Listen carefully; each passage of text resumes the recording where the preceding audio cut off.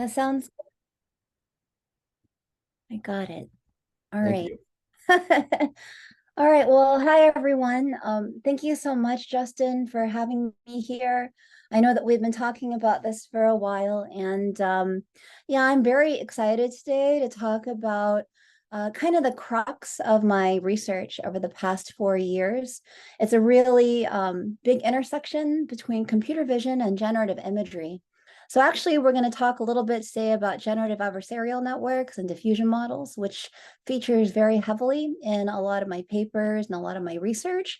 And I'm going to give you the motivation about why I've been studying thermal imagery. So just to give you a sense, I think that the level of technicality of this talk is maybe like from a 1 to 5, we could go 5 pretty heavily, but I'm going to keep it at around a 2.5 or a 3 because there are a ton of details that you could look up in some papers that I published that I'll provide at the end. So I don't want to talk at you and bore you. I want to give you, luckily, because we're doing computer vision, a lot of really cool images to kind of whet your appetite. So a little bit about me. Uh, I work on a variety of computer vision kind of projects at Booz Allen. And for those of you who don't know what Booz Allen Hamilton is, we're a very, very large Fortune 100 company. We're based in McLean, Virginia, which is about about 15 minutes outside of Washington, D.C. We have 33,000 employees. The firm's actually been around for a century. And we are currently the largest AI provider to the federal government with a lot of work at Department of Defense, the intelligence community, National Institute of Health, the Centers for Disease Control, pretty much every single federal agency Booz Allen Hamilton supports. And we do a ton of AI work. And so my role is I lead a lot of our AI R&D work, and I have been doing that for quite a while. And during my PhD, I have been working part-time so I can finish my PhD, which I defended about a month and a half ago. But a lot of my work spans areas like facial emotion recognition, a lot of work dealing with edge devices. So back when the NVIDIA TX2 came out in 2015, I was building that when the Nano Jetson SDK was like really bad, or the Jetson SDK was really bad. Visible thermal translation is something I'm going to show you today. This is a task of image-to-image translation. It used to be known as style transfer. Use GANs and diffusion models for this task. So I do it on video for thermal imagery. And I'll tell you why what you're seeing is AI generated. It's not a real thermal sensor. Activity and gesture recognition. This is some work that I've been a part of for things like suspicious people at airports and things of this nature. Neural radiance fields is a type of work where this is actually not a video of my two kids. These are basically just a couple of images that a neural network has learned to stitch together in a 360-degree view. So neural radiance fields, then generative imagery. So I have done a lot of work when it comes to GANs and diffusion, and we are definitely going to get into that today. All right, so today's agenda, I think will probably take about 40 minutes. I want it to be really interesting. There'll be a lot of eye candy. And hopefully, if you've got questions, you can put it in the chat. I'm not sure if I can see it pop up, but we'll definitely leave time for Q&A if I don't see it. So I want to provide you an introduction to exactly what thermal imagery is.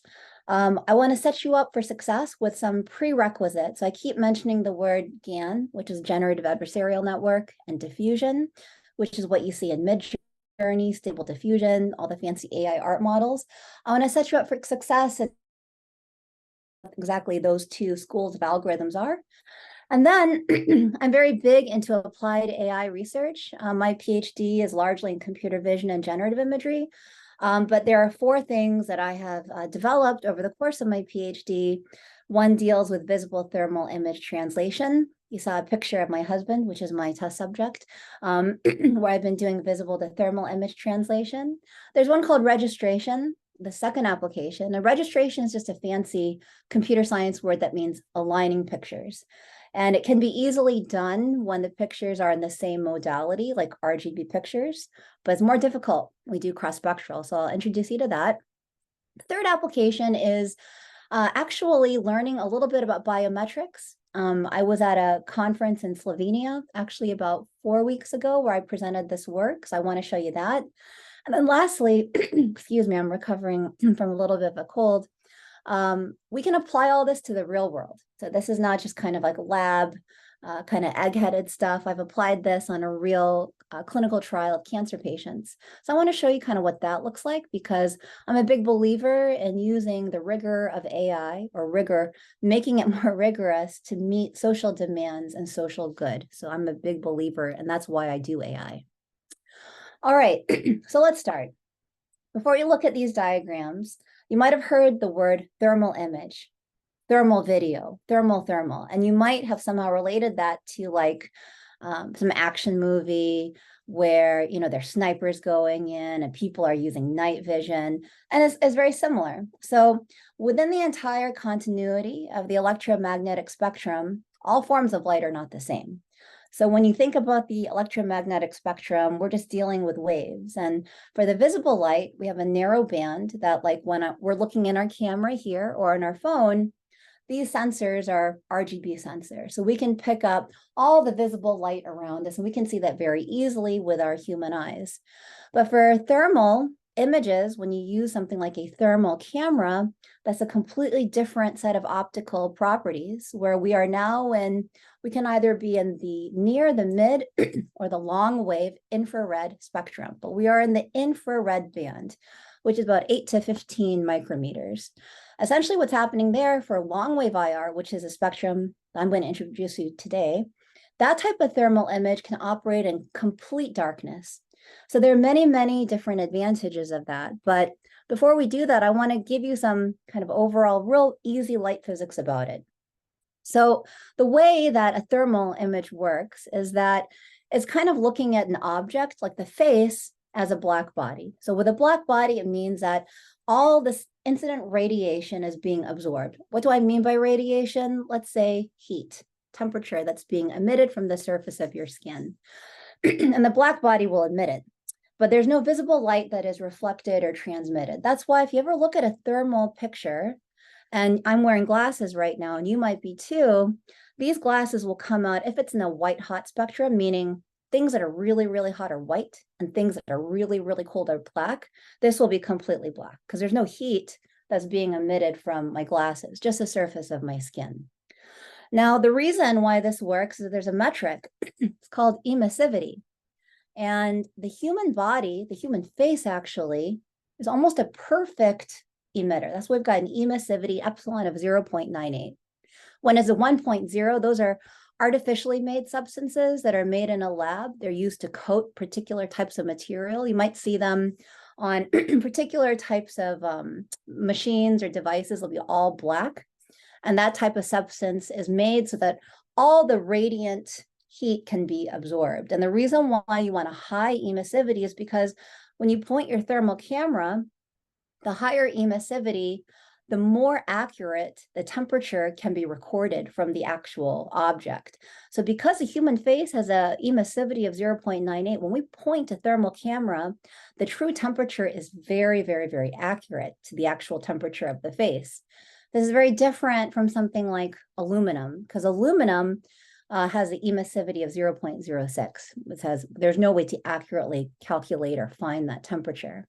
Now, this is all very interesting, I suppose, but you might ask yourself, why and how does that work on the human face? Well, we have some pictures here. There's lots of studies about using thermal imagery to be able to pick up different emotional states, especially cognitive fatigue, stress, and definitely like inflammation. But this type of area of thermal physiology has been around since the 1960s. Actually, it was devised or created by the US military in the 1960s. And as I had shown you, let me go back to this picture real quick. We have the skeleton, we've got all these veins, and this will be important for the biometrics application. And then we have the thermal picture. And just for your edification, you may see thermal pictures in different, very colorful rainbow palettes. This one's called Iron Bow. Most of the pictures I'm going to show you later on are white hot palette, because I think that's a much more challenging palette. As a purer palette too. Now, that being said, the way that this kind of works, these pictures are taken, is that, let's say, have you ever gotten really embarrassed and blushed? And you might feel your whole face getting kind of red. And when you look at yourself in the mirror, you might even get kind of flush and pink. Or if you've ever, been in a car jam and you're really, really angry and you're feeling some road rage, and then, you get really, really angry, you'll feel that heat. Well, that's because the vessels underneath the surface of your skin are responding to some type of hormonal stimulus from your parasympathetic nervous system. And those vessels are innervating. You can't feel it, but they're innervating. And when the vessels innervate, they're actually releasing heat, very micro elements of heat. And those trace kind of degrees of heat is what the thermal camera is picking up. And so that's why you get these different types of images. Now, here we've got a person with cognitive stress at the bottom, and you'll notice that her nose is a lot darker, colder. And many, many studies like this have gone on to really look at the effect of how thermal radiation or thermal imagery can pick up signs that are essentially completely invisible, that you cannot see from an actual visible camera. Now, we saw this a lot during COVID. During COVID, I actually lived overseas for my husband's job. And back then, there were lots of thermal cameras at the airport, even at like public malls. And so you had to go up and they took your temperature. And that's because you can see different types of heat patterns. This is not really obvious when you're looking at someone's just RGB picture, because there's a lot of superficial, almost biasing elements of the human skin. Maybe your skin is a lighter color than my skin. Maybe there are different types of factors. Maybe, for example, for this person, they're wearing a mask. So there's a lot of things that you cannot see in the visible spectrum that can be detected by detecting heat on a thermal image. So here are some examples from me. We've got the white hot palette at the top, which we'll be seeing a lot of, and then the iron bow palette at the bottom. But to interpret the white hot palette, just like I said before, the whiter is the hotter and the darker is the cooler. Now, there's many technical advantages for using thermal imagery. And actually, if any of you have heard or studied or starting to work on multimodal AI, this really falls under that rubric of multimodal AI. So in a lot of very classical computer vision problems, we're dealing with pictures of cats or dogs, image classification. They're all RGB images. But I'm here to tell you that there are multiple advantages. The first is that with thermal imagery, I told you for the long wave IR band, it operates in complete darkness. This is very different, right, from RGB images that are very variant to lighting conditions. Have you ever worked with imagery? Like, check out these pictures of me. Very dark lighting, lots of shadows. In many types of human controlled experiments for different types of computer vision tasks, you have to have very, very controlled lighting. The second one is that in areas of psychology and physiology, facial temperature actually is a very, very accurate correlate with gold standard measures like respiratory rate or galvanic skin response. So the actual temperature is very accurate to what's going on inside the body. It's non-invasive, which was great for COVID, but there are actually studies where people have used, and speaking about dentists, people have taken pictures of children while they're in some type of dental surgery. The kid's mouth is open, kids are very fidgety. No one likes the drill. And you can actually use a thermal camera to image the inside of the mouth to see what part is inflamed and what part hurts. And you couldn't see that with your regular eye. But also for people who just don't want to be touched, non-communicative, thermal imagery may offer some advantages. It's also resistant to intentional deceit, and it reveals facial disguises. So there's been studies where people have had reconstructive surgery because they've been in a car accident or some type of unfortunate scenario, and they've altered the bottom of the inside of their face because they've had some kind of surgery, and that kind of changes the distribution of heat. So with a thermal image, you can actually tell the difference before and after, and you can tell from under the skin if there's been some type of modification. And then with thermal imagery, there's been studies also in physiology about something called maternal syncope, which means as a mother, if you have a baby and the way that you are syncopating emotionally with the baby can also be detected using thermal imagery because of the distributions of heat pattern. Now, some people might think, oh, when I have a thermal image, I can't really tell your race. Sometimes I can't even tell your gender, etc. And when you look at these kind of low resolution grainy images, that may be possible.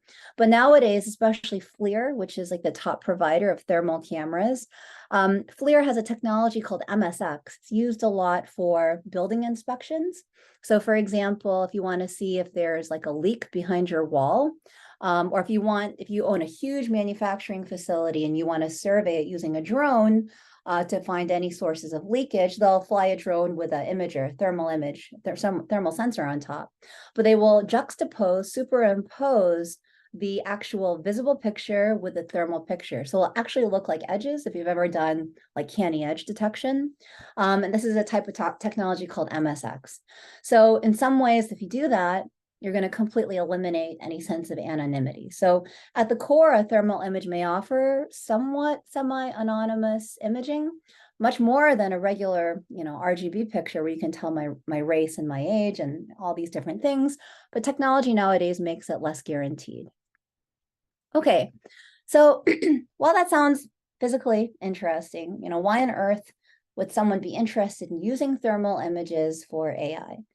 So this is really kind of the crux of the work that I've been doing for several years, which is I mentioned how I'm really into kind of using AI for social good. And one area is telemedicine. So I'm sure during COVID, even now, it's just convenient, right? To talk to your doctor, your nurse, anyone just through your phone. But as I mentioned before, your phone only has a sensor for visible light. And I've hopefully convinced you that there are many reasons that a thermal image, a completely different piece of engineering, lens, optical sensor, the whole 9 yards, would be helpful. But there's a lot of economic and technical reasons why you can't outfit everyone's phone with a thermal camera. So what if instead we could use AI? What if we could use AI as an emulator, as a stand-in for the thermal sensor? And so this is what I've been working on for the past 4 years, is that given a visible image, every single frame of this video that we're playing, can we use AI to generate or translate the thermal counterpart and use it as a proxy or an emulator? And so that's the crux of my research and why I'm very interested in thermal imagery. And then secondly, we'll talk about this interesting idea. It's a very old idea. And some of you might know this technique called homography. But it's kind of related to that, where alignment. So many times, even when you look at this type of image here, this is a paired image in the data set, the visible image and the thermal image. This is the ground truth. If you look at, forget the column that says REG, which stands for registered. If you look at visible and thermal, with your eye, it's probably really hard to see if they are lined up, like pixel to pixel lined up. But when you look at it very closely, they are not lined up. So there's a method that I developed where I register it, meaning I align it automatically on dozens of thousands of images for faces, for street scenes. And this is very helpful because if you think about different types of automated driving, there are multiple sensors embedded on the vehicle, some of which are thermal images. And to register that in real time is extraordinarily difficult, if not impossible. But for post-processing, before you apply it to a deep learning algorithm, I want to convince you that there are many reasons why you need to do alignment, specifically for generative imagery. Okay, so hopefully that wasn't too much of a fire hose. But these are some of the reasons why I'm really, really psyched about thermal imagery. Hopefully you got the point, got the sense that hopefully I did a good enough job telling you that this is really a multimodal problem. We're very accustomed to our RGB visible light, but thermal imagery, different electromagnetic spectrum. Thermal imagery, multiple technical advantages. And for me, I'm interested in it from thermal physiological standpoint, because a thermal picture can give you more information and more signal about the human condition than a regular visible image can. So that being said, the type of algorithms that I've been using a lot, just by happenstance, are big algorithms that we see all the time now. So I've been really working on generative AI for about 4 years. And the GAN has been kind of used in multiple ways. both of these types of algorithms are much more than making pretty pictures. That's the number one point I want to convince you of. And I want you to walk away from this talk today. This is much more than making cool looking pictures. So the GAN was developed in 2013 by Ian Goodfellow, and I think he's now back over at Apple. And the basic idea of the GAN is based in the whole crux of game theory. So forgive me if you've already heard this kind of metaphor, but I think it's helpful to restate it for those of you who may have not heard of GAN in a while. So, in game theory, we have a dilemma, like a prisoner's dilemma.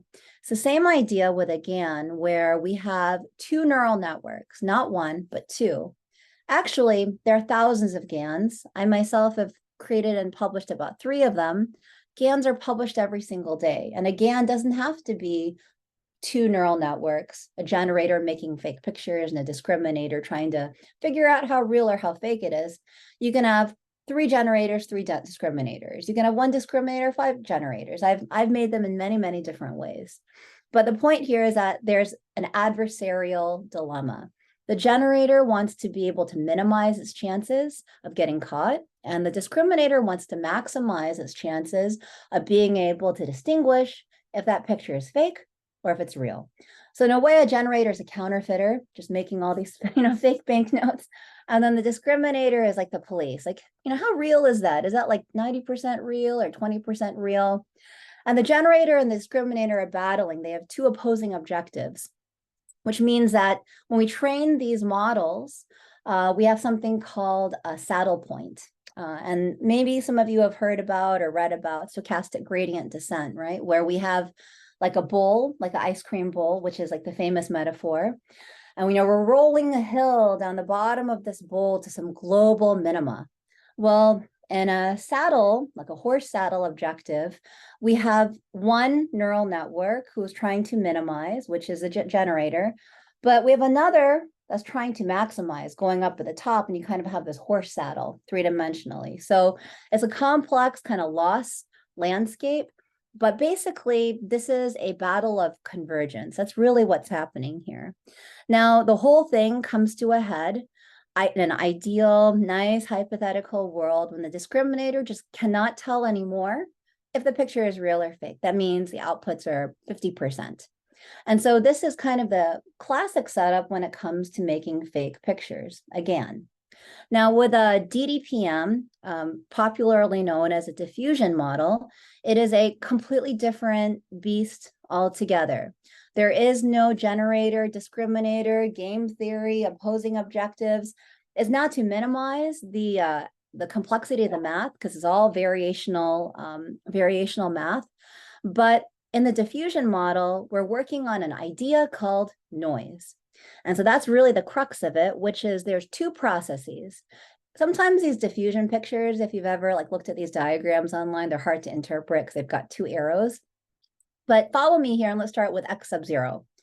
X sub 0 means it's a completely clean image. Imagine your face in this type of scenarios, your face. And over what we call Markovian time steps, we are going to add noise. We are going to corrupt it. We're going to destroy it so that by the time it gets to X sub t, let's say 1,000 time steps, it's unrecognizable. It's complete random noise. We usually use like an isotropic Gaussian distribution. Now that's the noising process.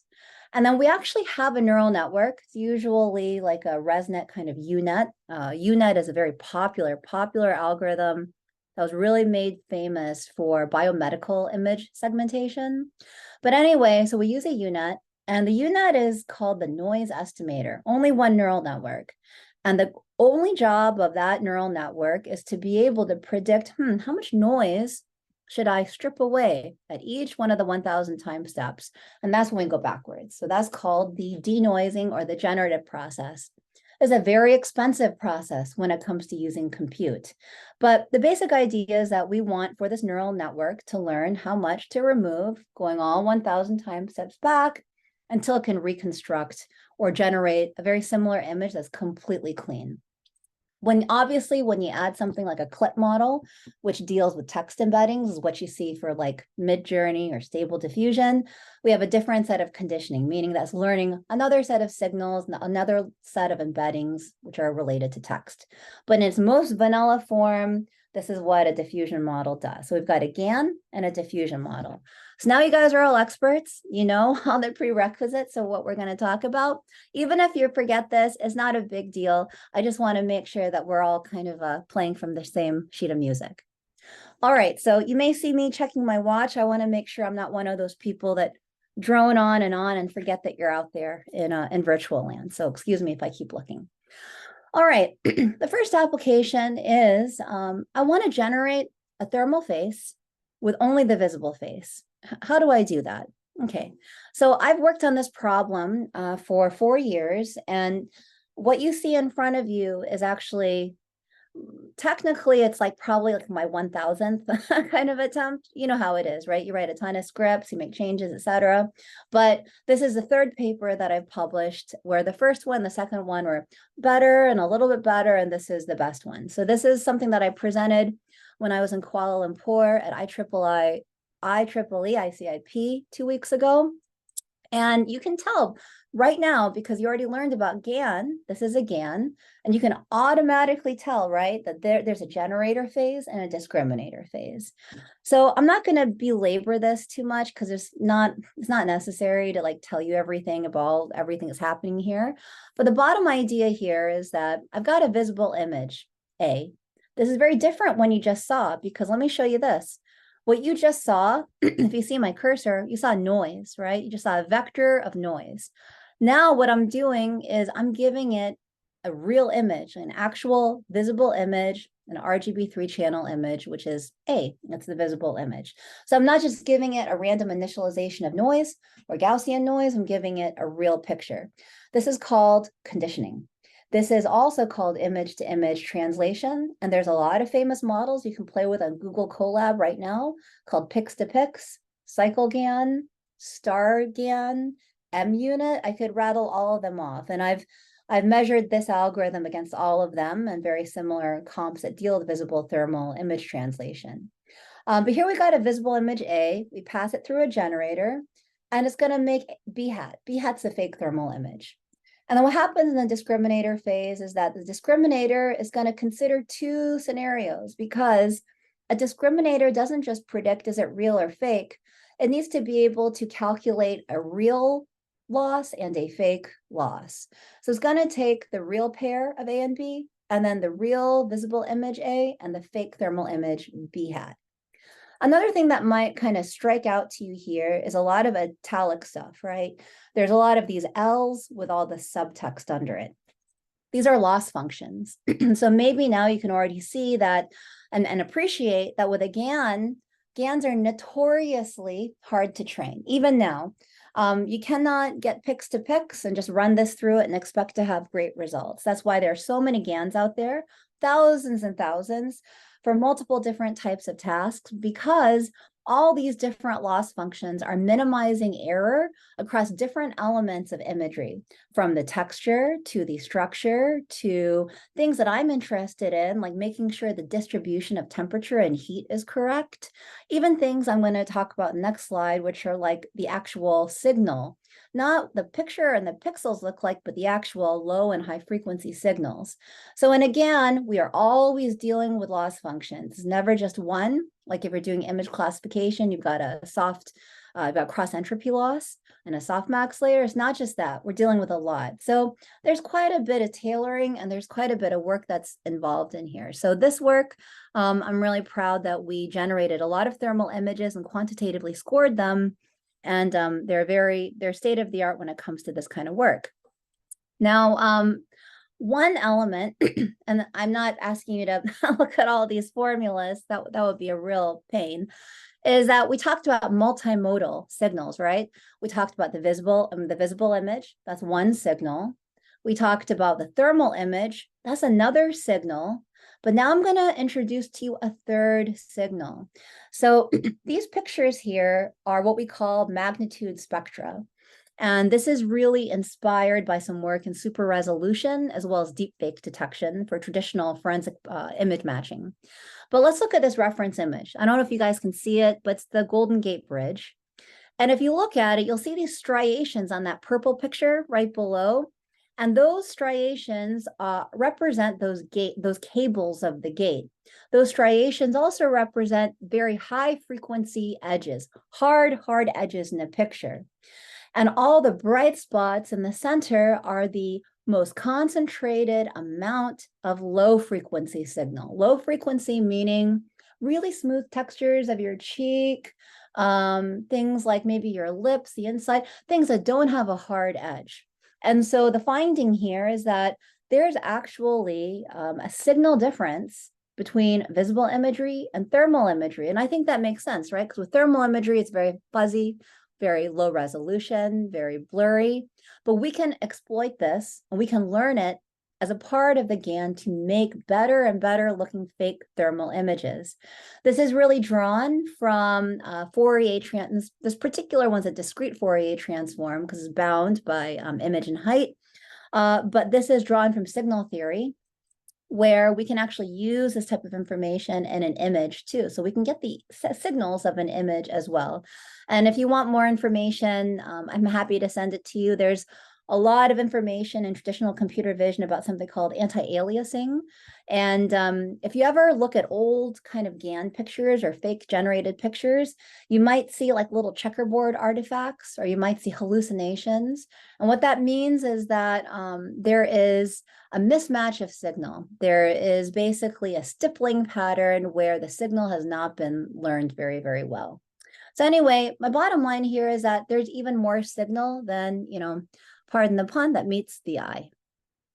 Now, the other type of algorithm that I've been working on is visible to thermal spatial diffusion. This is actually the first diffusion model that does this type of task.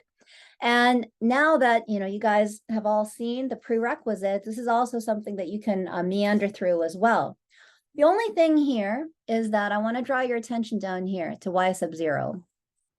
In our previous one, just like I showed you with a GAN, we just had the picture, that clean picture of that real clean cut guy. But here we actually are giving it the visible image again. So this is also the same idea. We are conditioning. And the reason why I want to introduce this term conditioning to you is because this is how AI art works. And this is not AI art, but this is how a basic AI art model framework works. We have a diffusion model, and you usually have a clip, which is a type of language model. And with this clip model that has all the embeddings that are learned, we are conditioning the image model with text tokens, embeddings from the actual captions or text. So conditioning is really kind of name of the game when it comes to a lot of state-of-the-art generative AI algorithms. But the idea is very, very simple. We condition it in the forward process. So now it's learning, I don't want to just, denoise the thermal picture. I want to denoise it relative to the visible pair that it comes with.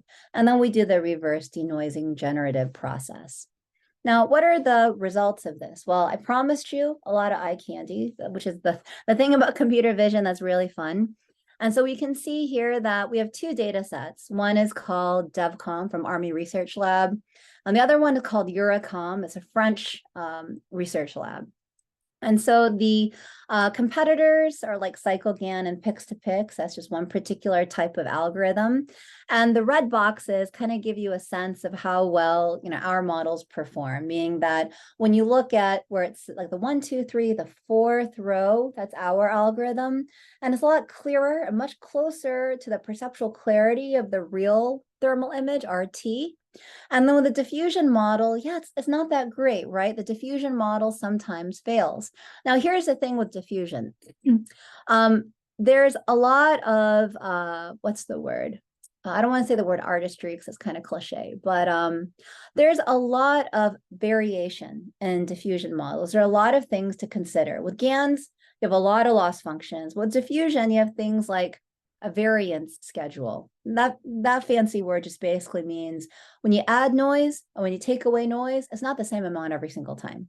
And there are particular functions that tell you how much to remove. So there's that, and there's a number of time steps. even the neural network that does the noise prediction, that can change as well. My point is that there's a lot of promise with a diffusion model. The problem here with thermal imagery is that it has hallucinations. We see this picture of this guy with something's burning in the background, and then someone's face is completely white, which means she's like basically on fire. So, some of this is not accurate for medical interpretation, but geometrically, it does a really, really great job. So I'm really interested in working on that more. Obviously, what I really am interested in doing is applying this on video. So this works in a real-time video. And the idea here is that this is not the thermal sensor, but this is the thermal image being generated in real time. And when I don't have it, but when I tested it with my real thermal camera, it worked pretty well for the male. But for me, we had some problems. So this is just kind of a prototype, but this is ultimately what I'm trying to achieve. All right, hopefully I haven't bored you too much. I'm just looking at my clock here.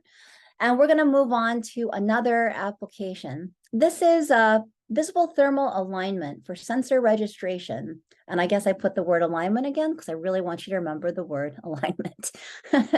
All right, so I'm sure that you've dealt with this problem even without a thermal camera. Like, have you ever taken a picture without a tripod and you've taken it at multiple different angles, maybe it's a selfie or whatever, and you put on your computer or in some flat area and you take it again and again, maybe moved it just a little bit, and it might drive you crazy because it's just a different angle every single time. This is just magnified hugely when we're dealing with, doesn't matter if it's thermal or visible, but just two cameras. So here, this is a real experimental setup of a person sitting in this table, and I'll tell you later where this is from. But if you look really closely, and I'm sorry it's so little, there's a thermal camera on top and a visible camera. Now, there are thermal cameras out there, excuse me, that have what we call a dual sensor. This is used for drone operations. Remember, I was telling you about in a big oil rig or manufacturing facility, you got a drone surveying overhead, and I told you about being able to juxtapose two pictures at once. So there are some cameras that have a dual thermal visible sensor for recording video, but they're very expensive. So most people who create these types of data sets, who do this type of research, will just buy a FLIR thermal camera and then get like a Panasonic, and then they will try to put them together. But as you can see from the pictures right here, this first set of pairs, it is really off, right? These are like not at scale. This woman's head is much skinnier and smaller than her real visible image. There's all this black space. It just doesn't work. Another reason why this is a problem is because you can do thermal facial landmarks.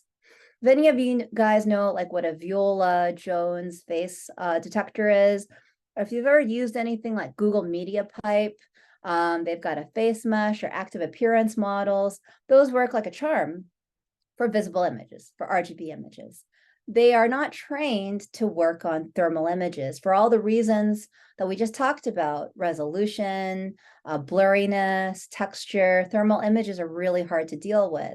So the problem is that now you have to probably get a proprietary thermal face landmark fit algorithm, and then you have to hope, beg, and pray that if you're using this data set, that the researcher will give you like all the different coordinates for it. It's a lot of coordinates, but usually this isn't going to happen.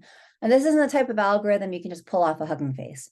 So the algorithm that I was able to work on is one that actually aligns it pretty perfectly using the VTF GAN that I just showed you. So let's take a look at this. Well, before that, I want to commiserate with you and show you all of my problems. So we tried a lot of different manual methods. And, I am a big fan of traditional computer vision, OpenCV, Cornea. I'm just a huge fan of that because that's the real foundation of computer vision. So if any of you guys are really interested in getting into computer vision at a deeper level, I would strongly, strongly recommend that you take a look for like a week or so, OpenCV, look at some OpenCV books, because that really gives you all the secret sauce about how image processing works. So the first time that I tried to do this, I was telling you about Google Face Mesh. This is 368 landmarks that are three-dimensional on an XYZ coordinate. And only 60% were retrievable, and we had to lose the other 40% because it's not meant to work on thermal images. But for this particular gentleman in the picture that has the one with the circle, I was able to align it.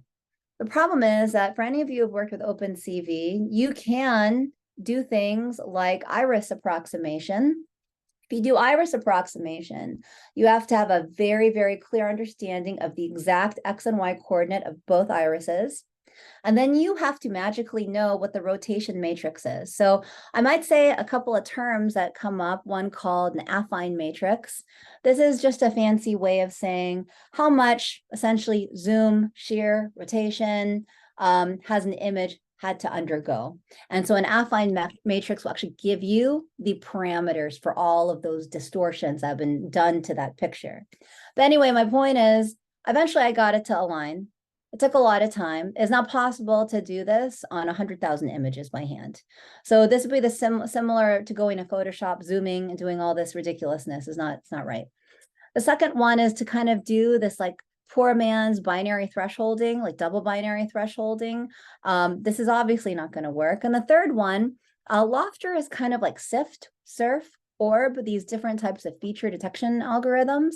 And this is also an excellent, excellent algorithm on RGB images. So for this one, I tried to like use the features, calculate kind of like a angle between them, calculate some tangent distances, and that heuristic was also not sufficient. So what this ended up going towards was using the GANs as a tool. So this is what I'm trying to convince you of, which is the GAN and the diffusion model are not only about making pretty pictures.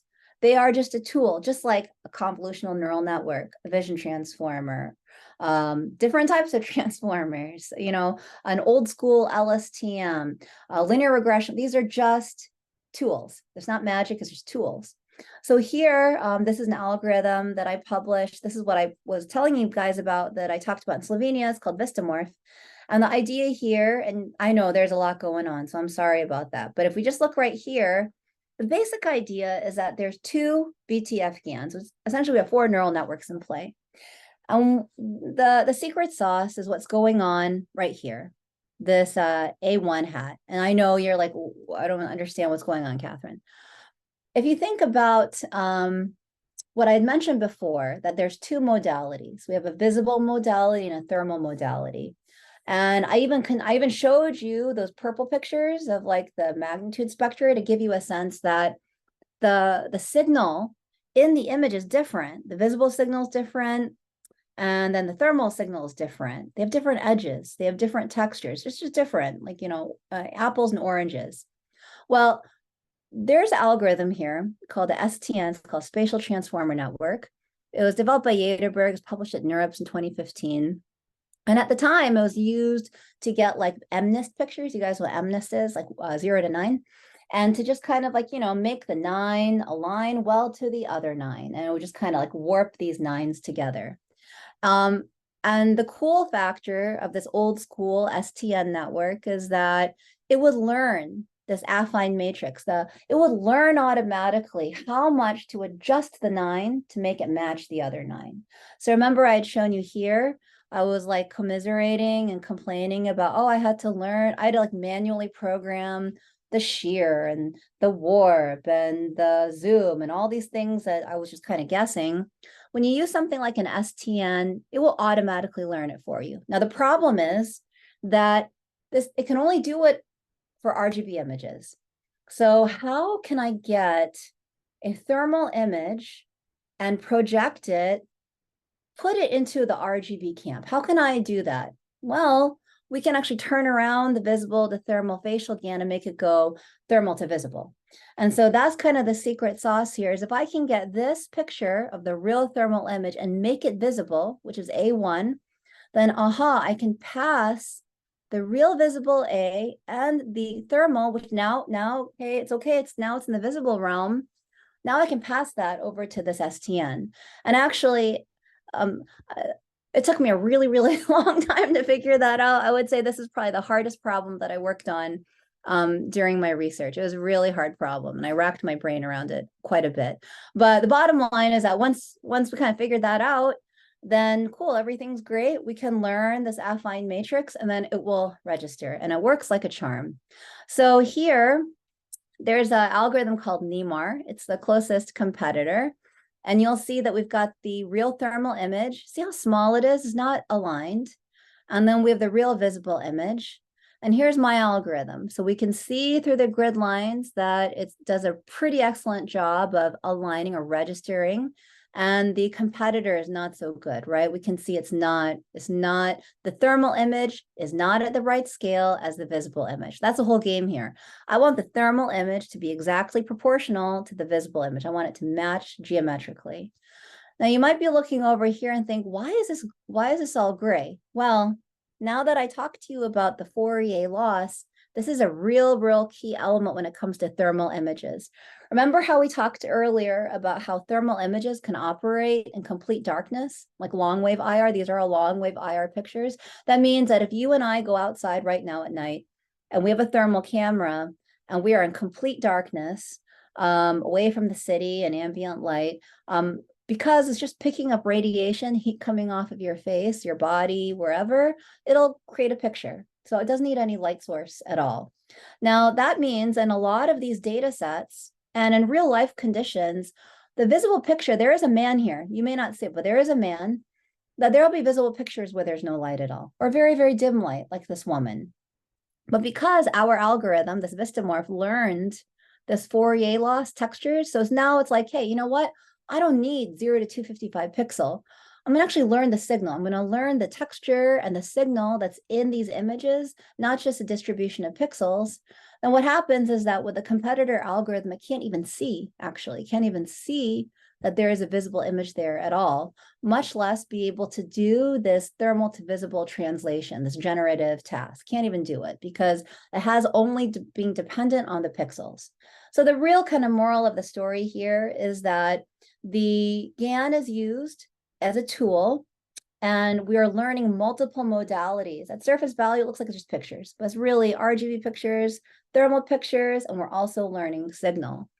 Now, this really brings me, well, let me just show you another thing to convince you. So these are called difference maps, and it's a pretty self-explanatory. Here's what it looks like when you don't align. See how his glasses are here and his real visible image is here?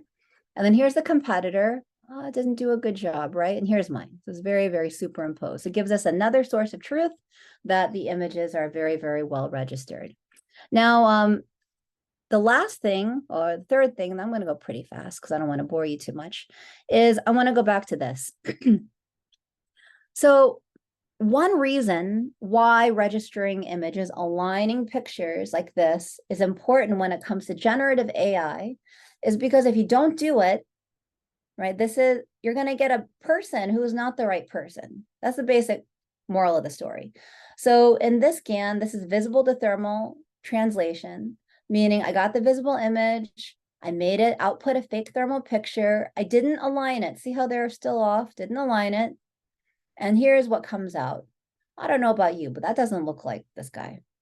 But if we use Vistamorph and we align it and then train the GAN with the aligned visible thermal pairs, he looks a lot closer to the real thermal image. So this is really the crux of when it comes to the third application, which is thermal vessel extraction for biometrics. So there's an old paper by this brilliant professor at UT Austin. I don't think he's there anymore, by Buddharaju, and it was published in 2017. And he was inspired by a field called stenography, and stenography is about fingerprints. Well, you can also do stenography on your wrist, and if you look at your wrist, all these vessels, you can also do stenography and be able to extract the pattern of vessels on your wrist, much like you can extract all these ringlets on your fingertips. But he applied this to thermal images. So if you look at kind of this skeletonized turquoise looking picture right here on C, what he's done is he's essentially done some incredibly simple image processing tasks to be able to extract the vessels, skeletonize them so that they are exactly the same that you would expect if you, sorry to be morbid, it is Halloween, if you were to peel back, the first layer of skin. And so I reproduced this method, but I applied it on a white hot palette. I do think when you have these different colors, it's a lot easier because there's more contrast. So white hot palette is a little bit more difficult. But the reason I'm giving you this picture of this anatomy is that there are multiple vessels under the surface of the skin. And actually, this is a biometric that is unique to you and only you.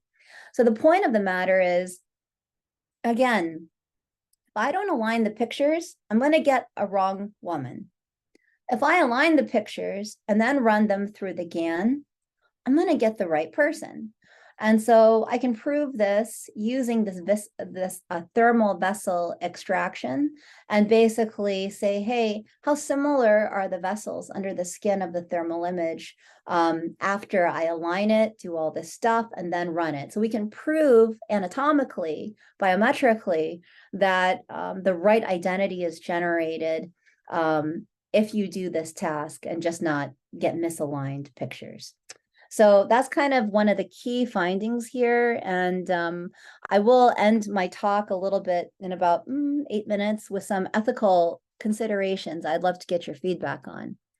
All right, so the last thing I want to touch on is the fourth application. And this is real world cancer patients. So I'm really, really proud of this work. There's 2 papers that we published on it. It's with the National Institute of Health, National Cancer Institute in Bethesda, Maryland. And they are continuing to run, it's an active clinical trial for cancer patients. So far, we have 78 subjects, or 78 patients, and these are cancer patients with varying levels of pain. So this is about pain, and it's specifically about chronic cancer pain. So forget these pictures. Let's just talk about pain for a second. So, if you've got like, I don't know, if you like kind of tweaked your shoulder or something, or if you got a paper cut, stubbed your toe in the middle of the night running into something, these are acute pain. It's time bound. It'll go away eventually. It'll go away. Chronic pain, migraine, lower back pain, these are pains that have almost no time limit. And for a cancer patient who's undergoing chemotherapy, having additional pain is a horrible disability to improving their life. And not only for the patient, but also for their families. So a lot of this work is around using machine learning, a lot of research I've led to use different types of signals to do better chronic cancer pain detection. However, coming out of that work, these cancer patients also go to the clinic, and there's a thermal camera and a visible camera. And that is where that picture that you just saw of that chair with the thermal, that's where that comes from. So it took a long, long time to release these pictures because you have a lot of informed consent. These are very private pictures, but these patients have given their approval to release them publicly. And my basic bottom line, I think you can interpret it here, is that this works in a real life situation on real people. And this is a very, very hard, extremely challenging data set, because as you may kind of infer, these are older people. And a lot of them do not look front. A lot of them look down. So there's constantly tilting. There's images I couldn't show you here because of consent, but people even with masks on. And this works for people with masks, for people with heads turned like this, all situations. So I was really, really happy to see that this worked for real people in a real setting. And then also when it comes to the generation, the thermal phase that's generated is also pretty good, much better than, without using registration, and much better than some comps. So if you are interested in the quantitative results, I'll show you some papers at the end. Okay, so this is like my final slide, and I hope I didn't bore you too much. I promised a lot of pretty pictures. I hope you saw a lot of eye candy. You might be thinking, you talked about biometrics. And, face recognition really has a sting to it. And this is not facial recognition. Of course, thermal images can be used for thermal facial recognition, and they are used for thermal facial recognition. My area is really about emotion recognition, pain recognition, and especially generative imagery. But I'm not going to, shy away that, like I was saying before, thermal images are not anonymous. There's technology now that can let you see what kind of person that is.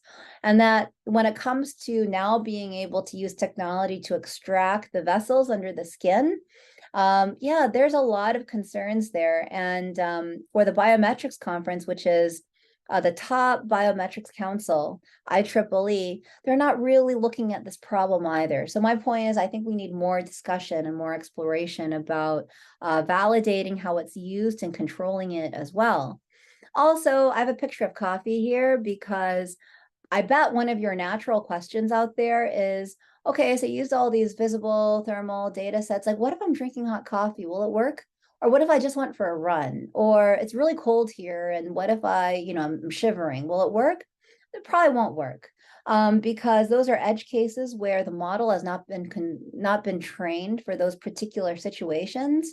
I think in that particular area, we might be able to do some automated image captioning or automated labeling, but it would have to also go through human labelers and maybe even an IRB to be able to look at the pictures again. And then all these generated images, people often ask me, is this to predict cancer? No, it's not. I cannot predict cancer through a GAN. This is just using it and training it on pictures of real cancer patients to see if we can apply this in a real life situation. And then the last one is, I had mentioned that a lot of this kind of work started with the US military, thermal physiology work. You may have seen some of the pictures. I try to put as much diverse representation as possible, but a lot of these data sets, they come from predominantly Caucasian male representation, from the test subjects to the professors.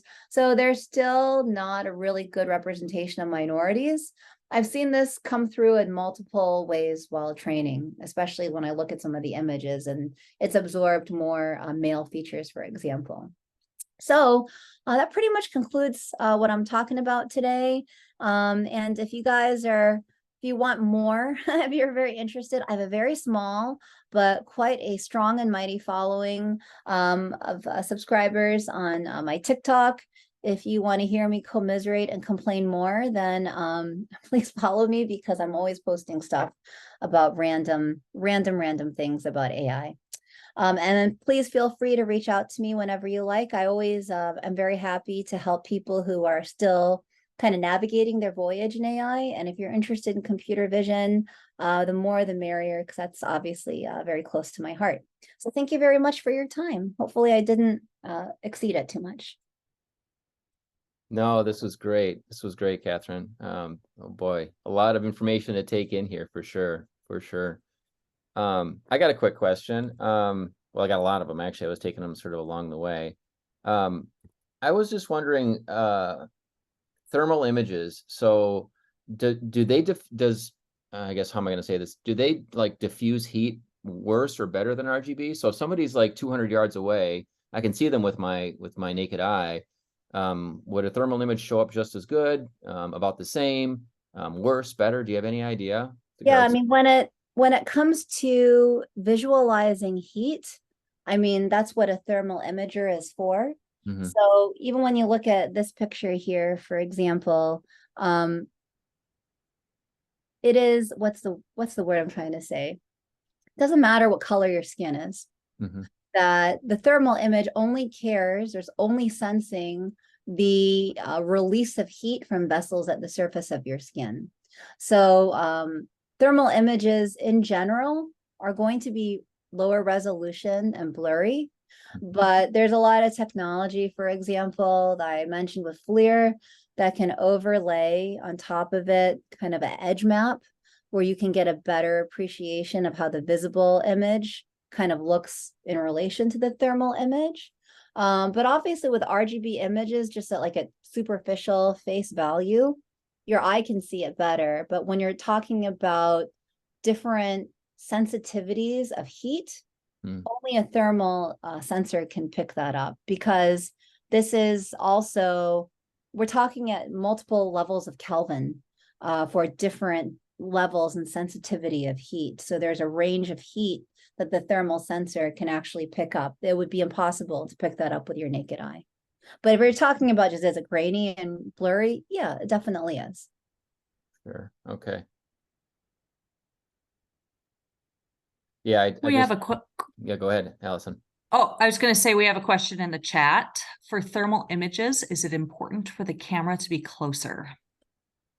Well, I guess it depends on what you are trying to image. So a really good use case I was mentioning was building inspection.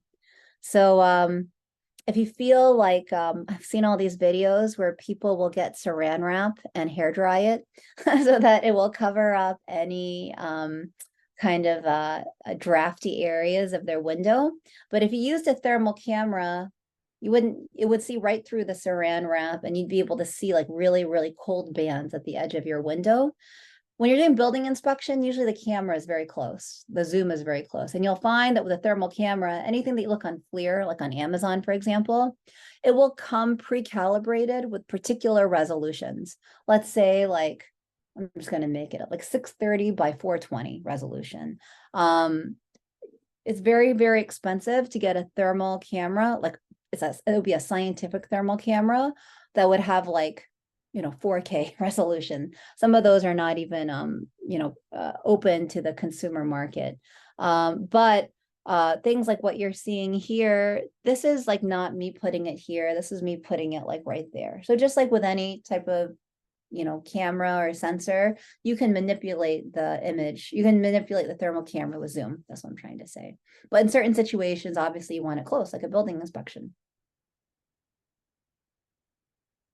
I hope that answered your Cool. question. Yeah, thanks. Very good. Let's see. Let me go Yeah, through the cool. chat. Would that help? And just let me know, keep me honest on time here, because I know we're at Oh, yeah. 8. Well, at least We can go Jim through it. F has his hand raised. Go ahead and come off mute. Yes, thank you. I've done a lot of thermal imaging, computer vision for military projects. And for example, you can have a vehicle that looks absolutely identical in the visual spectrum when it's hot and when it's cold. And but if its engine has been running and it was just turned off, then it shows up very brightly in thermal imaging. Now, when you talk about human faces and converting from a visual image of a human face to a thermal image, and you're doing neural networks to do that training, I'm suspecting that you're getting the majority of your information for the synthesized thermal image from the red channel. And because you can pick up the blushing and so forth, like you mentioned. And so what I'm wondering is, did you try training your system on just the red channel? And did that make any difference? This is a great question. So let's see, I've got a touch bar local right here. So for this Fourier loss, which is about learning like the discrete Fourier transform, this is actually only on the red channel. And not only that, but oops, wrong picture. Where is it? Where is this? Oh, right here. This temperature loss, which you can read it in our paper, but the temperature loss is also only on the red channel. So yeah, and I didn't test it on blue channel or the green channel, but yeah, absolutely. And it sounds to me like you've got a lot of experience with like different types of just color processing, like HSV, RGB versus, Constantly, yes. Yeah, exactly. And I think only someone who's done a lot of image processing work would ask like such a nice question. But yeah, definitely. Okay, great. Thank you. And just to add a little bit more, you mentioned your work like tanks and of that kind of nature. Right. Yeah, I mean, I think this is just like another reinforcement that thermal images, excuse me, offers like another modality, right? It offers another form of signal that you just can't tell when it's on visible images. And especially for military use or law enforcement or security, it's light invariant, right? So you can operate in complete darkness and still get Right. that information back. Just like LiDAR imagery that operates. Yeah, Complete LiDAR is really awesome too. Yeah, Okay, thank you. thank you.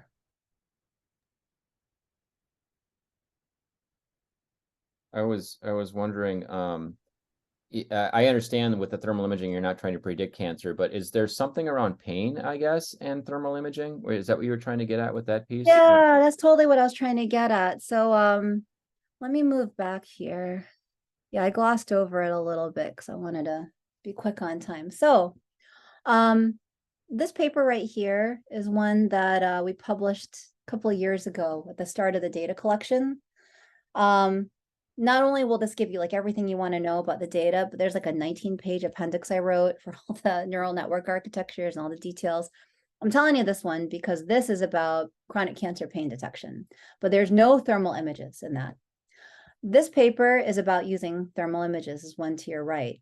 Now, the reason why the NIH is even collecting thermal images is because we discussed a long time ago about how with thermal images, you can see a lot of inflammation. Just like with COVID, you can see a lot of inflammation, signs of heat. Oh, yeah. And this is something where there's been a lot of papers that have been studying pain and heat. So for example, there's one study, I can't recall, but it was like muscle strain. So I'm looking at my arm, like muscle strain, like let's say like tennis elbow or whatnot, that if you image it with a thermal camera, your muscles have actually been, traumatized. And so there's a lot of heat that can be sensed and pictured from your muscles in that area locally because it's been in some kind of trauma, some kind of pain. And there's been also other work about migraines. You can image like right here with a thermal imager about different distribution of heat. And with pain, there's a lot of work on thermal imagery and pain. So we have not yet gotten to the point at NIH for cancer to basically fuse the thermal imagery as another modality to predict pain. But I mean, you're reading my mind because this is something that we're going to embark on next year. Gotcha. Yeah, it's just another piece of data, I guess, when you're looking at somebody, stuff that a human eye can't pick up. Yeah, I mean, I love the example of the tank because actually, I actually use that example quite a bit. Like an object, a stationary object, like a plant or something, there's only so much information that we can glean from it, or something like a car in the ground. But, you and me, all of us here, we're people. People are really complex for obviously all the wrong and right reasons. But our behavior is complex, our gestures are complex. And when it comes to understanding things like disease or any type of condition that we have, you just can't rely on one data point. You can't rely only on images or only on language, only on text. You have to be able to learn multiple signals. They all contribute in different ways. Yeah, there's a question in here said, would you consider implementing shortwave infrared as well? I guess that's just another spectrum of light. Yeah. I have not used that mainly because well, the thermal imager at the NIH is a long wave IR lens. And for shortwave or near IR is really interesting. There's a lot of papers, older papers that have used near IR. Near IR requires a light source, actually. So much so that this is a little off topic, that you can find YouTube videos. And I tried to do this with my phone. I had like a really old Android and I tried to do this. I also tried to do it with an old school web camera. So you can get a really old web camera, like from 2016 or something, and you can disassemble it. And there are all sorts of things on YouTube. I'm not an expert on it, but basically you can turn it into a near IR lens. You can also decompose your phone, like a very, very, very old phone, and do the same thing. So with near IR, it requires a light source. But there have been papers on it. And because it does require a light source, it is captured with some illumination. It makes it a little bit of an easier modality to work with. I think the long wave IR is most difficult one. And but at the same time, because long wave IR is capturing from 8 to 15 micrometers, its level of temperature sensitivity is much deeper, has a greater ability to pick up very, very fine temperatures in near or mid IR. So that's one of the reasons people use a lot of LWIR. But that's excellent suggestion, another modality. I've got one other question, unless anybody else does. I have a note in here around deepfake detection. I guess I don't know if you touched on that, or maybe that popped into my head, but it feels like you could use some of this technology for that. Oh yeah, you are these planted questions? Because this is actually an area of work that I'm starting to get more into. So I'd mention it here on this slide because you can use discrete Fourier transforms to look at as a traditional form of deepfake detection, which is why it's been used for some AI related deepfake detection. I would love to come back and talk about deepfakes and deepfake detection because that's something I've been studying on a lot lately. But yeah, for deepfakes, I think one reason I become particularly interested in it, not only because it's very, very pervasive, but it really bumps up against GANs and diffusion models. And it used to be like, I don't know if you guys know what face morphing is, but it used to be you get like two faces. You need a face A and a face B. They have to look pretty similar. That's kind of one of the key secrets here. You can just Photoshop it, get face A, morph it into face B, face A and B, morph it into a morph.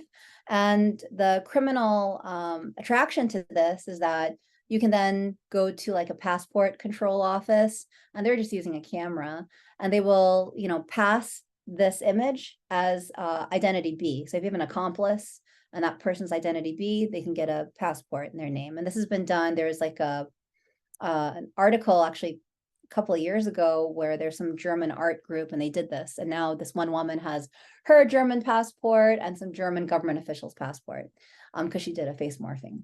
So my point in telling you this is that this is now very, very fast to do. And now with like the rise of generative imagery and a lot of different algorithms, it's not just a matter of just one image, right? It's a matter of the whole deep fake, face swap, face-to-face, entire campaign, like deep fake portraits where you've got lip synchronization, you've got a voice clone, you've got a facial image, you've got full video. That's a whole can of worms. It is some of the methods to be able to detect it are traditional, like using basic image processing types of work. And some of it is deep learning based, where it's essentially a binary classification problem of whether it's real or fake. And then other parts of it are trying to, which I think are the more interesting parts, are trying to detect artifacts. Not only like is her ear off, but things like there's something called a corneal speculation or a corneal specular, which is the light that reflects off your corneas are aligned when it's a real image, but not when it's GAN generated. And things like deep rhythm, which over a video, you can extract the heartbeat that's being syncopated in particular types of RGB video. So there's biological information that can be extracted. But it's not a solved problem, but it's very close cousins with some of this generative work. So, I mean, I could rattle off for a long time on this, Justin, but I think I mentioned deepfake because of this stuff. Great, cool. I think we got one more question here. It says you mentioned, maybe you can even read it. You mentioned when someone had a mask on, you were still able to process. Yeah. So we had another. We still able to process the image. Was there any distortion or any other issues when looking at those images with the face, with the mask? Yeah, exactly. That's such a great question. This tells me this person has dealt with lots of different types of imagery. So yeah, so there's masks because people didn't comply and they didn't pull off their mask. There's lots of hats. I wish I had my baseball cap, but when I mean putting a baseball cap on, I mean like really obscuring. These are also frames from a video. So over the sequence of video, people are turning everywhere. Their face is not aligned. There's no frontal alignment. A lot of tilting. Because they're cancer patients, and they have gone through chemo. Some of them, don't have hair, which is not really a problem for thermal imagery, obviously, because there's no obfuscation. But just, there's just different demographics, different face shapes. Really bad lighting. I know I showed you the picture where they're sitting there in front of their chair, but that's, I think, like the second or third configuration move. So the lighting is not really that great or consistent.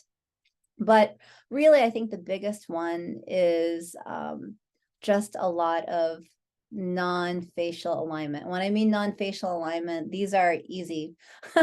There are some where people are like completely like turned down like this. It's really, really challenging for the algorithm because it's learning an affine matrix. And frontal alignment is always better there. So I mentioned some of this, I think, in the paper. So if you have questions, just let me know. Gotcha. Yeah, well, I guess one person asked, is the best way to connect with you via like your LinkedIn page? Yeah, I know you put your email address there as well too, but yeah. You can hit me up on email, on LinkedIn. I usually respond pretty quick. So yeah, I'm open to, continuing the conversation. That's great. Awesome. Well, we're getting close to the top of the hour here, so I definitely appreciate you coming here and sharing all of your work. I know you've been working on this, you said, for many, many years, right? To pull all this research together. Yeah, I wish I could say it took me a week, but it didn't. No, we can tell for sure. So yeah, I appreciate you again coming here and sharing all of your research with us. It's been phenomenal. My pleasure. Quick reminder to everybody else, our next meeting is Thursday, December 7th. We'll be talking about visual inspection and quality assurance using anomaly detection with unsupervised learning. So really, really interesting stuff there. It's a local company called Boone Logic. And but until then, thank you, everyone. Go to appliedai.mn to take a look at all the future events that we have coming up. And once again, Catherine, I appreciate the time. It's been a great, great presentation. Yeah, my pleasure. See you guys soon. All right. Thank you Take so care. much, Catherine. Yeah, my pleasure. See ya.